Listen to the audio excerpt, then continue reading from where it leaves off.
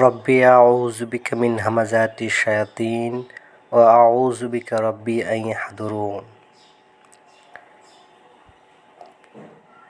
আমার প্রতিপালক, আশ্রয় প্রার্থনা করছি আপনার কাছে শয়তানের সমস্ত রকমের প্রবঞ্চনা ও প্রতারণা থেকে। আর আশ্রয় প্রার্থনা করছি আপনার কাছে, হে আমার প্রতিপালক, তাদের সমস্ত রকমের উপস্থিতি হতে। রব্বি ইশরাহ লি সদরি ওয়া ইয়াসসির লি আমরি ওয়াহলুল উকদাতাম মিন লিসানি ইয়াফকাহু কওলি। রব্বি, হে আমার প্রতিপালক, ইশরাহ লি আমার জন্য প্রশস্ত করে দিন, সদরি আমার বক্ষকে, ওয়া ইয়াসসির লি এবং সহজ করে দিন আমার জন্য, আমরি আমার কাজসমূহ, ওয়াহলুল উকদাতান আর দূরীভূত করে দিন জড়তা, মিন লিসানি আমার কণ্ঠে, আমার জিহ্বার, ইয়াফকাহু কওলি যেন তারা বুঝতে পারে আমার কথা। বিশ্বাসের স্তরসমূহ নিয়ে ধারাবাহিক আলোচনা চলছে। এটা দ্বিতীয় পর্ব। দ্বিতীয় পর্ব শুরু হচ্ছে ৩ নম্বর সূরা থেকে। প্রথমে ৩ নম্বর সূরা ১১৪ নম্বর আয়াত, ১১৩ থেকে শুরু করছি।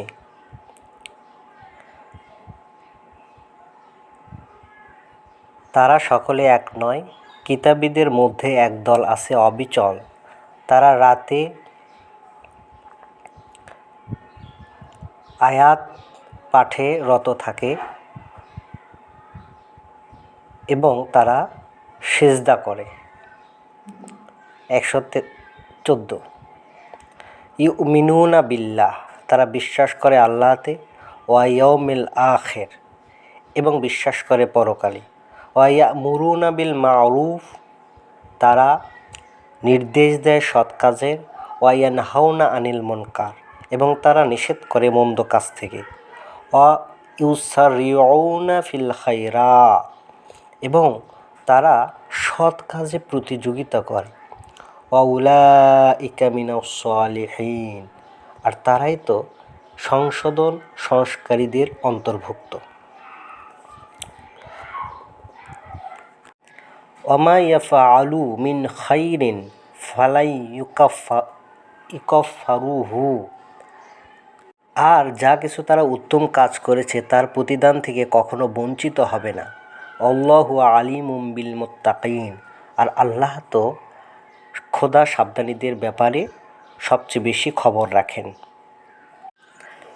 ৪ নম্বর সূরা ৩৮ নম্বর আয়াত, ওয়াল্লাযীনা ইউনফিকুনা আমওয়ালাহুম রিয়াআন নাস আর যারা ব্যয় করে তাদের ধন সম্পদ মানুষকে দেখানোর উদ্দেশ্যে, ওয়ালা ইউমিনুনা বিল্লাহ এবং তারা বিশ্বাস করে না আল্লাহতে, ওয়ালা বিল ইয়াউমিল আখির এবং বিশ্বাস করে না পরকালে, ওয়ামাই ইয়াকুনিশ শাইতানু লাহু করিন এবং শয়তান হয়ে যায় তাদের জন্য অস্তিত্বের এক সঙ্গী, ফাসাআ করিনা কত নিকৃষ্ট এই সঙ্গী।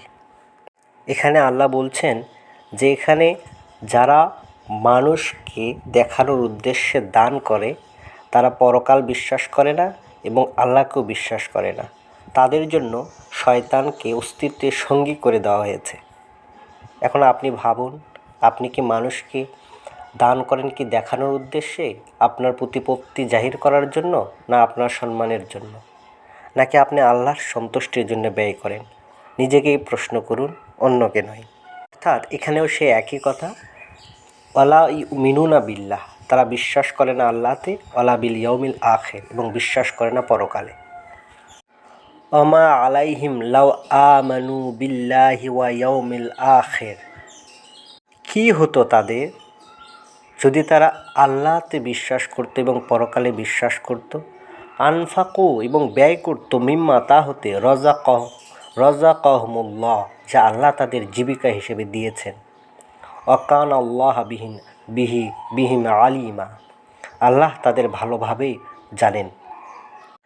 এখানে আল্লাহ আফসোস করে বলছেন তারা ব্যয় তো করছে মানুষকে দেখানোর জন্যই হোক আর যে করেই হোক, তারা তো ব্যয় করছে, কিন্তু সেই ব্যয়টা কেন তারা আল্লাহকে বিশ্বাস করে এবং পরকালকে বিশ্বাস করে করলো না?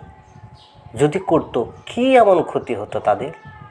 আল্লাহ প্রশ্ন তুলছেন, কারণ তাহলে সেটা তাদের জন্য একটা সম্পদ হয়ে থাকতো, কিন্তু এখন সেটা তাদের জন্য কিছুই না, তুচ্ছ নগণ্য। তা তাদের জন্য নষ্ট হয়ে যাবে, তাদের সে আমলটা নষ্ট হয়ে যাবে। তাহলে একই দান, একই ব্যয় একটা সম্পদ হতে পারে, আর একটা সম্পদ না হয়ে আপনার জন্য বোঝা হয়ে যেতে পারে, যদি আপনি আল্লাহকে বিশ্বাস না করেন এবং পরকালকে বিশ্বাস না করেন। ইয়া আইয়ুহাল্লাযীনা আমানু, ওহে হে যারা বিশ্বাস এনেছো, আতিউল্লাহ, আনুগত্য করো তোমরা আল্লাহর, ও আতিউর রসুল, অর্থাৎ আনুগত্য করো তার বার্তাবাহকের, ও উলিল আমরি মিনকুম, এবং তোমাদের মধ্য থেকে যারা বিবেচনা বিচক্ষণপূর্ণ নির্দেশ দেয় তাদের। ফাইন তানাজ্জাতুম ফি শাইইন, অতঃপর যদি কোনো বিষয়ে তোমাদের মধ্যে মতভেদ ঘটে, ফারুদ্দুহু ইলাল্লাহ, অতঃপর তা পুনরায় প্রত্যাবর্তিত করো আল্লাহর দিকে, ওয়া রুসুলুহু, অর্থাৎ তার বার্তাবাহকের দিকে। ইন কুনতুম তুমিনুনা বিল্লাহ, যদি তোমরা আদৌ বিশ্বাস করে থাকো আল্লাহকে, ওয়া ইয়াউমিল আখির, এবং শেষ দিবসকে, অর্থাৎ পরকালকে। যালিকা খয়রুন, এটি উত্তম, এটি সম্পদ তোমাদের। ও আহসানা তাউইলা, এবং ব্যাখ্যায় উৎকৃষ্টতর। তাহলে আয়াতে আল্লাহ কি বলছেন? যে হে বিশ্বাসীরা, তোমরা আনুগত্য করো আল্লাহর, অর্থাৎ তার বার্তাবাহকের। কারণ আল্লাহকে তো আমরা দেখতে পারবো না, কিন্তু দেখতে পারবো তার বার্তাবাহককে।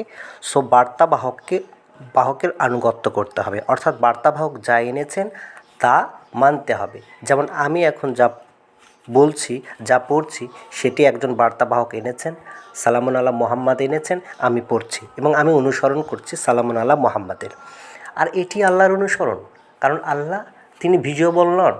আমি চাইলেই তাকে অনুসরণ করতে পারবো না, তাকে অনুসরণ করতেই হয় বার্তাবাহকের মাধ্যমে, এবং সে বার্তাবাহকের কাছে যে বার্তাটা আসে সেটি তার পক্ষ থেকেই।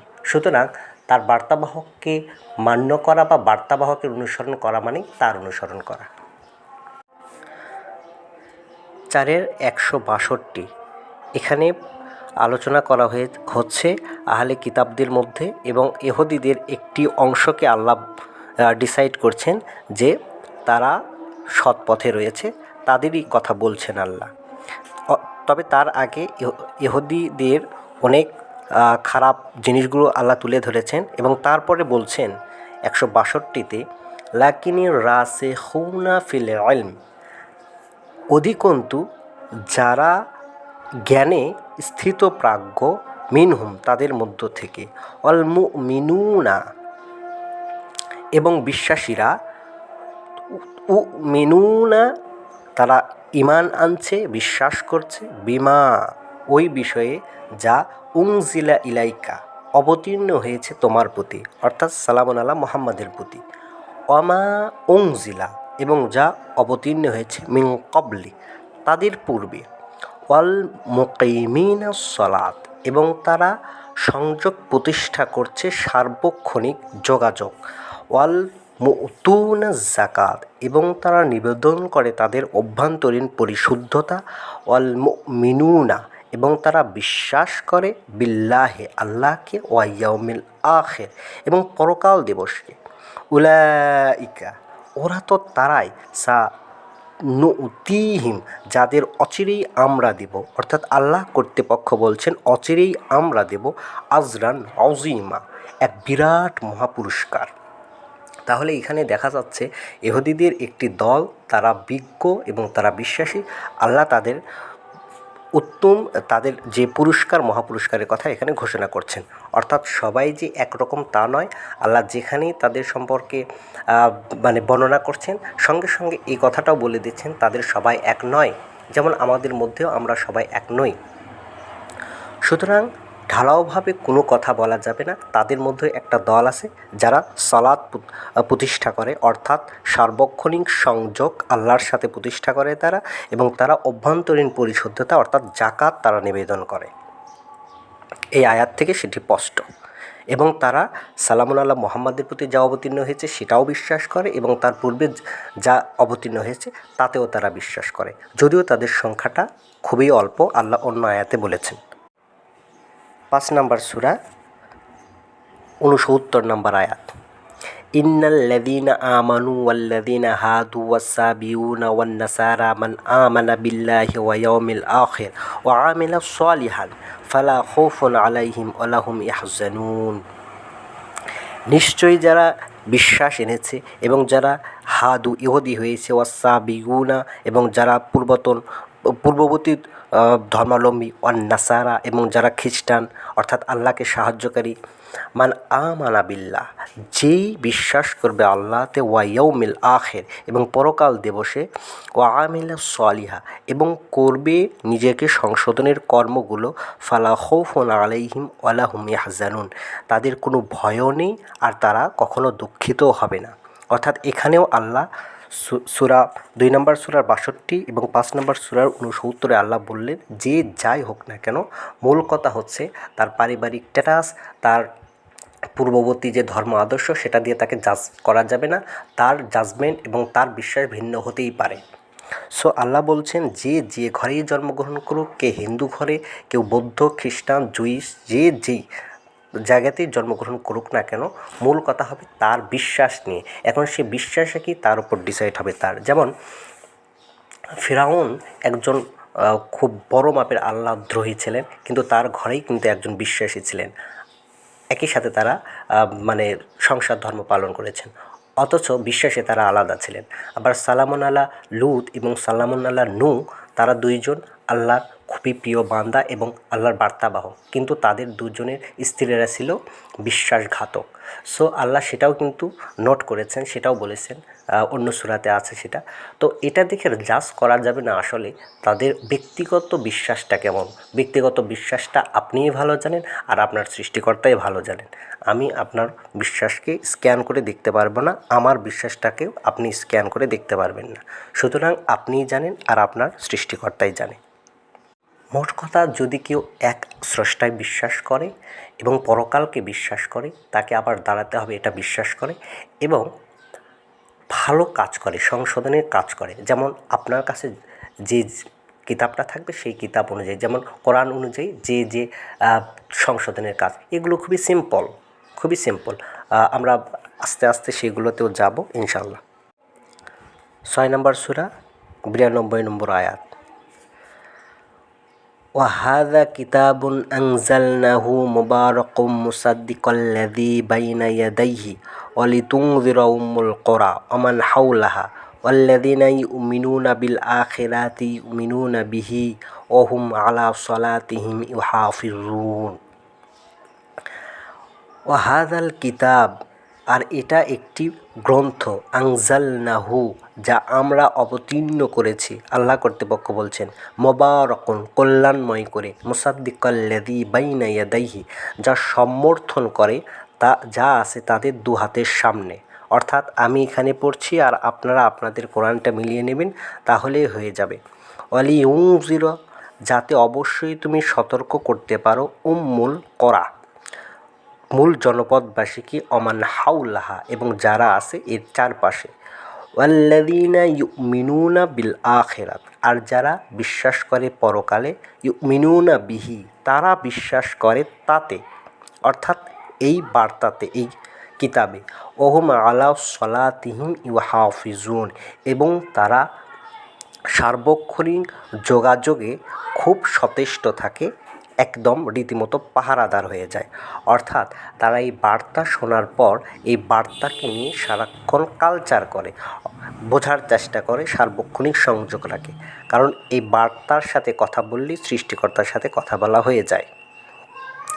আয়াতটি রসুলুল্লাহকে বলা হয়েছিল, রসুলুল্লাহর ওপর এসেছিলেন এবং তিনি তার মূল জনপদের এই কথাটা বলা হয়েছিল। কথাটা আজকেও তেমনই হবে, যে যেখানে আছে সেখানে মূল জনপদ এবং তার আশেপাশে যেই পরকালে বিশ্বাস করে এবং বিশ্বাস করে এতে, তাদের জন্য এটা কার্যকর হবে। 9-এর 18-19 আল্লাহ বলছেন, ইন্নামা ইয়ামুরু মাসাজিদাল্লাহ মান আমানা বিল্লাহি ওয়া ইয়াউমিল আখির। তারাই তো আল্লাহর মসজিদের রক্ষণাবেক্ষণ করবে যারা বিশ্বাস করে আল্লাহতে এবং বিশ্বাস করে পরকালে। ওয়া আকামাস সালাহ, এবং প্রতিষ্ঠিত করে সার্বক্ষণিক সংযোগ। ওয়া আতাজ যাকাত, এবং নিবেদন করে অভ্যন্তরীণ পরিশুদ্ধতা। ওয়ালাম ইয়াগশা ইলাল্লাহ, এবং তারা ভয় করে না আল্লাহ ব্যতীত আর কাউকে। ফাসাআ,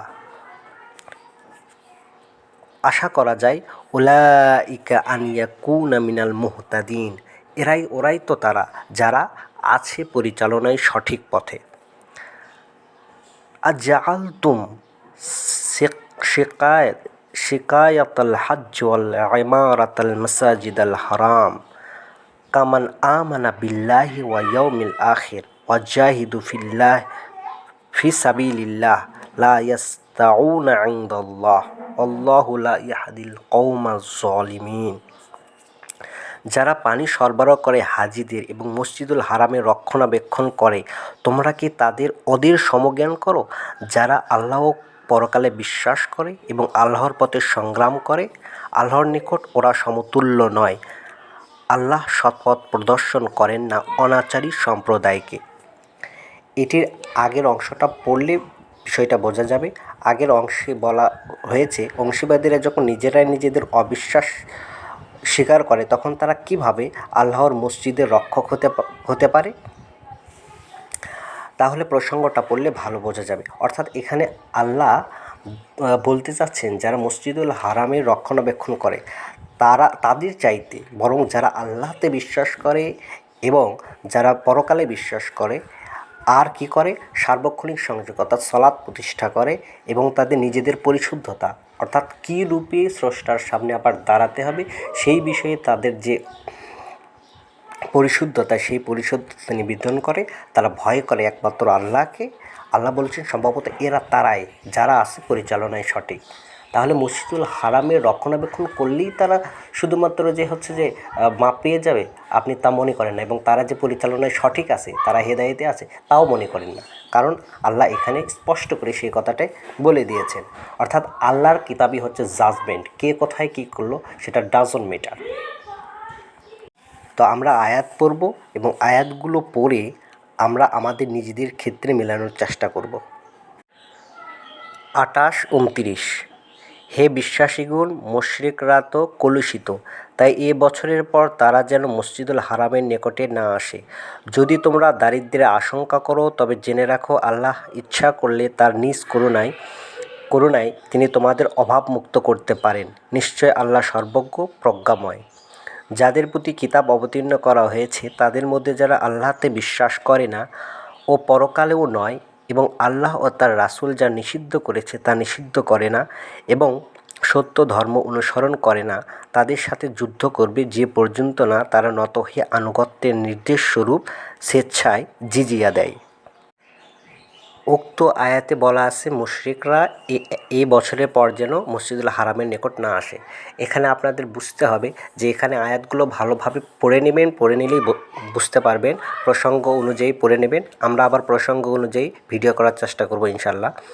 প্রসঙ্গ না পড়লে মিসআন্ডারস্ট্যান্ডিং হওয়ার সম্ভাবনা আছে। অর্থাৎ মুশরিকদের আল্লাহ বারণ করছেন যে তাদের অন্তর কলুষিত। অর্থাৎ মুশরিকরা তো যাকাত দেয় না, অর্থাৎ নিজের পরিশুদ্ধতা নিবেদন করেনি, তাই তো তারা মুশরিক। একত্ববাদে তাদের প্রবলেম আছে, যেমন আমাদের আছে। তাহলে আল্লাহ বলছেন তারা এই বছরের পর থেকে যেন মসজিদুল হারামের নিকটে না আসে। এটা কেন? তারা তত্ত্বাবধায়ক ছিল। একটু আগেই যে আয়াতটা পড়া হয়েছে সেখানে কিন্তু বলা হয়েছে, আল্লাহ বলেছেন যে যারা মসজিদুল হারামের রক্ষণাবেক্ষণ করে, মুশরিকরা তো এটা করা তাদের সাজে না, বরং তাদের সাজে যারা আল্লাহকে বিশ্বাস করে এবং পরকালে বিশ্বাস করে। সুতরাং মুশরিকরা মসজিদুল হারামের তত্ত্বাবধানে ছিল। পরবর্তীতে যখন রসুলের হাতে আসলেন, অধিকারে আসলেন মসজিদুল হারামটা, তখন এর দায়িত্ব বিশ্বাসীরাই অর্পণ করলেন। এবং এটা রসুল সাল্লাল্লাহু আলাইহি সাল্লামের একটা সালামুন আলা মুহাম্মাদের একটা ছিল, একটা স্বপ্ন ছিল এবং আল্লাহ বলেছেন আল্লাহ তার সেই স্বপ্নকে সত্য করে দেখিয়েছেন, অর্থাৎ মসজিদুল হারাম একসময় আবার বিশ্বাসীদের অধিকারে এসেছিল। তো তারপরে আল্লাহ বলছেন যে এরপর থেকে এই মসজিদুল হারামের তত্ত্বাবধান তারা করতে পারবে না এই বছর পর থেকে।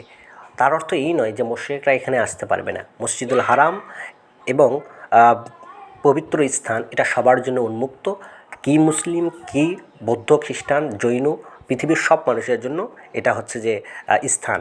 তো এখানে শুধুমাত্র মুসলিম নয়, সবাই যেতে পারে, তবে মুশরিকরা তাদের তত্ত্বাবধান করতে পারবে না। আল্লাহ সেই কথাটা বুঝিয়েছেন। অন্য আয়াতগুলো পড়লে বিষয়টি ক্লিয়ার হবে। হজ সবার জন্য, মসজিদুল হারাম অর্থাৎ হজের স্থানটা সবার জন্য, নাসের জন্য। সেখানে কিন্তু আল্লাহ বলেনি মুমিনের জন্য, অর্থাৎ হজ সবার জন্য, শুধু মুসলিমদের জন্য নয়। তাই সেখানে সবাই যেতে পারে, তবে তত্ত্বাবধানের দায়িত্বটা বিশ্বাসীদেরই করতে হবে। এ হচ্ছে কথা। পরবর্তী আয়াত 44 এবং 45। তার আগে 43 থেকে শুরু করলে ভালো হয়। যুদ্ধের একটি ঘটনা, রসুলুল্লাহর সাথে সাল্লাল্লাহু মুহাম্মাদের সাথে তার যে অনুসারী ছিল, সেই অনুসারীগুলোর মধ্যে কিছু কিছু ছিল যারা হচ্ছে প্রকৃত অর্থে আল্লাহ এবং পরকালে বিশ্বাস করে না, তারা শুধুমাত্র দেখানোর জন্য ছিল। আল্লাহ তাদের সেই গুমরটা ভেঙে দিচ্ছেন। এখানে আল্লাহ বলছেন যে আফা আল্লাহু আনকা, আল্লাহ তোমাকে ক্ষমা করেছেন, অর্থাৎ বার্তাবাহক সাল্লাল্লাহু মুহাম্মাদকে বলছেন লিমা আজিনতা লাহুম হাত্তা ইয়াতাবায়্যানা লাকাল্লাযীনা সাদাকু ওয়া তা'লামাল কাযিবিন। তোমার নিকট স্পষ্ট না হওয়া পর্যন্ত কারা সত্যবাদী তা এবং কারা মিথ্যাবাদী তা না জানা পর্যন্ত তুমি কেন তাদের অব্যাহতি দিলে? অর্থাৎ তারা যুদ্ধের যখন কথা হচ্ছিল তখন তারা সেখানে লড়াইয়ে যাবে না, বিভিন্ন অজুহাত দেখাচ্ছিল। তো আল্লাহ বলছেন তারা বলল আর তুমি ছেড়ে দিলে। তাদের সে অজুহাতের মূল যে আর্গুমেন্ট সেটা তুমি শুনবে না, তারা বলল আর তুমি মেনে নিলে। লা ইয়াস্তাজিনুকা আল্লাযিনা ইউমিনুনা বিল্লাহি ওয়া ইয়াউমিল আখির, যারা আল্লাহ ও পরকালে বিশ্বাস করে ইউজাহিদুনা বিআমওয়ালিহিম ওয়া আনফুসিহিম, তারা সর্বান্তক প্রচেষ্টা চালায় তাদের সম্পদ দিয়ে এবং তাদের নিজেদের প্রাণ দিয়ে। আল্লাহু আলিমুম বিল মুত্তাকিন, আর আল্লাহ খোদা সাবধানীদের ব্যাপারে তো খুব ভালো জানেন। ইন্নামা ইয়াস্তাযিনুকাল্লাযীনা লা ইউমিনুনা বিল্লাহি ওয়া ইয়াউমিল আখির, তোমার নিকট অব্যাহতি প্রার্থনা করে কেবল তারাই যারা আল্লাহ ও পরকালে বিশ্বাস করে না। আরতাবাত কুলুবুহুম ফাহুম ফি রাইবিহিম ইয়াতারাদ্দাদুন, যাদের চিত্ত সংশয়যুক্ত, ওরা তো আপন সংশয়ে দ্বিধাগ্রস্ত। অর্থাৎ এখানে আল্লাহ বলছেন যে তারা পরকাল বিশ্বাস করে না, আল্লাহকে বিশ্বাস করে না, এই বিষয়ে তাদের অন্তর দ্বিধাগ্রস্ত। অর্থাৎ আসলেই পরকাল আছে কি নেই এটা নিয়ে তারা সংশয়ে আছে, তাই তারা এই রিস্কটা নিতে চাচ্ছে না।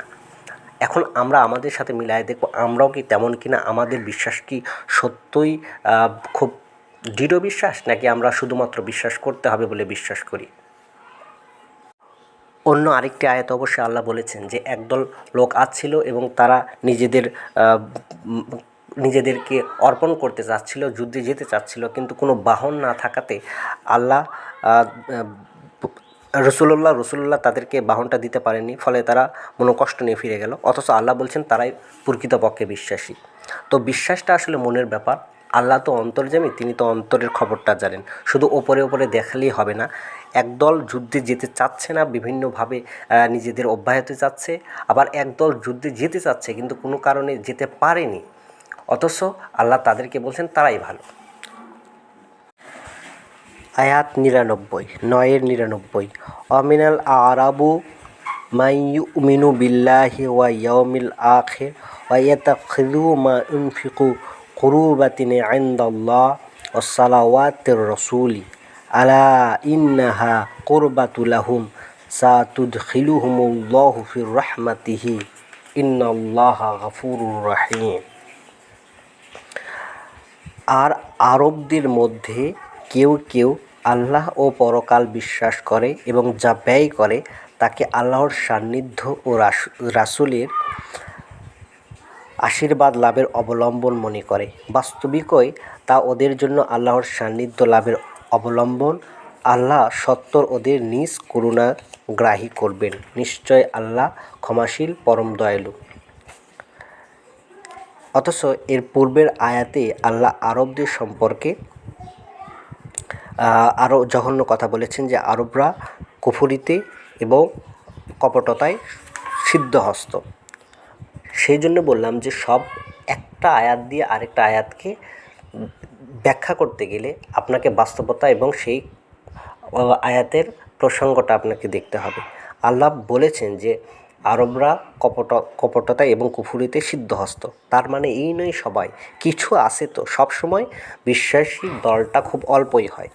সো আল্লাহ অন্য জায়গাতে আবার 99 এই কথাটা বললেন যে না, তাদের মধ্যে কিছু কিছু আছে যারা বিশ্বাস করে পরকালে এবং আল্লাহকে, আর তারা কি করে, ব্যয় করে রাসূলের সান্নিধ্য পাবার জন্যই তারা ব্যয় করে। সো তাদের মধ্যে একটা ছোট্ট অংশ আছে যারা বিশ্বাসী। তো প্রকৃত বাস্তবতা হচ্ছে, কোরআনের প্রকৃত বাস্তবতা হচ্ছে এখানে বিশ্বাসী মানুষের সংখ্যা খুবই কম। আপনি ভাবতে পারবেন না, আপনি যদি না পড়ে থাকেন তাহলে আপনি বুঝতে পারবেন না যে কোরআনের যে মানে ফলসিফিকেশন টেস্ট, সেখানে উত্তীর্ণ হওয়া কত কঠিন। মুখে বিশ্বাস আনা যত সহজ, কোরআনের মানদণ্ডে বিশ্বাসী হওয়া খুবই কঠিন। আপনি যে কোনো একটা আয়াতে দিয়ে যদি আপনাকে টেস্ট করা হয়, আপনি দেখবেন প্রায় আয়াতেই আপনার জন্য লাল দাগ উঠে যেতে পারে। সুতরাং আমরা যারা নিজেদের বিশ্বাসী দাবি করছি, আমরা যদি আল্লাহর কিতাবের সাথে মিলিয়ে নেই আমাদের বিশ্বাসটা চেক করার জন্য, আল্লাহর কিতাব একটা ফলসিফিকেশন টেস্টের একটা বুক, এবং এখানে লিটমাস পেপার, প্রত্যেকটা আয়াত একটা লিটমাস পেপারের মতো। সুতরাং প্রত্যেকটা আয়াত ধরে ধরে আপনার সাথে লাগান, দেখেন সেখানে গ্রিন সিগন্যাল ওঠে নাকি রেড সিগন্যাল ওঠে। যদি রেড সিগন্যাল ওঠে তাহলে আবার পুনরায় নিজেকে চেষ্টা করুন পরিশুদ্ধ হওয়ার। আর যদি গ্রিন সিগন্যাল ওঠে তাহলে তো আলহামদুলিল্লাহ, সেটাকে আরও ভালো করার জন্য আরও বেশি সতর্ক হন। এবং পুরো কোরআন পড়তে হবে প্রথম থেকে শেষ পর্যন্ত, এবং বুঝে বুঝে প্রতিদিন পড়তে হবে। এটাই সালাত, এটাই সত্যিকারের সালাত। কারণ কোরআন দিয়ে যখনই আপনি কথা বলবেন, স্বয়ং সৃষ্টিকর্তার সাথে কথা বলা হয়। এটা স্বয়ং সৃষ্টিকর্তার কথা, রসুলের মুখ দিয়ে বের হয়েছে, তাছাড়া আর কিচ্ছু নয়। সুতরাং আপনি যখনই আয়াত পড়ছেন তখন স্বয়ং সৃষ্টিকর্তার সাথে কথা বলছেন। সুতরাং সেটা বুঝে পড়বেন, কারণ যদি বুঝে না পড়েন তাহলে সেটা সালাত হবে না, আল্লাহর সালাত হবে না, শয়তানের সালাত হবে। এবং সেই সালাত করতে বরং আল্লাহ নিষেধ করেছেন। আল্লাহ বলেছেন 4:43 বলেছেন যে লা তাকরাবুস সালাহ ওয়া আনতুম সুকারা হাত্তা তা'লামুনা মা লা তাকুলুন, যে তোমরা ততক্ষণ পর্যন্ত সংযোগে দাঁড়াবে না, নিকটবর্তীও হবে না, যতক্ষণ পর্যন্ত না তোমরা বুঝতে পারো কি তোমরা বলছো। তাহলে আপনি কি বলছেন, আপনি কি পড়ছেন, এটা আপনার বুঝতে হবে। যদি বুঝতে না পারেন তাহলে সেই সালাত অনর্থক, অবান্তর, অকেজো। সুতরাং আল্লাহ এইরকম অবান্তর জিনিসটা নেন না, নিয়ে তিনি কি করবেন? তিনি তো সমাদ, তিনি অমুখাপেক্ষী। এই সালাত আপনার জন্য, অর্থাৎ আপনি যত পড়বেন আপনার সালাত যত বেশি ভালো হবে, আপনি তত ভালো বুঝতে পারবেন, আপনি তত ভালো বিশ্বাসী হতে পারবেন, আর আপনি তত ভালো আপনার অ্যাকাউন্টটা ভারী হবে। এখানে বিশ্বাসটাকে পরিমাপ করা হবে।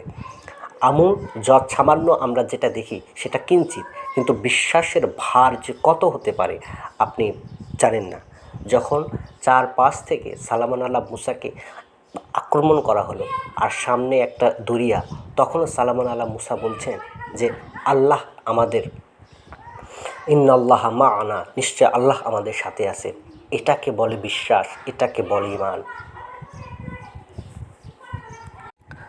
রব্বানা আমান্না বিমা আনজালতা ওয়াত্তাবা'নার রাসূলা ফাকতুবনা মা'আশ শাহিদিন।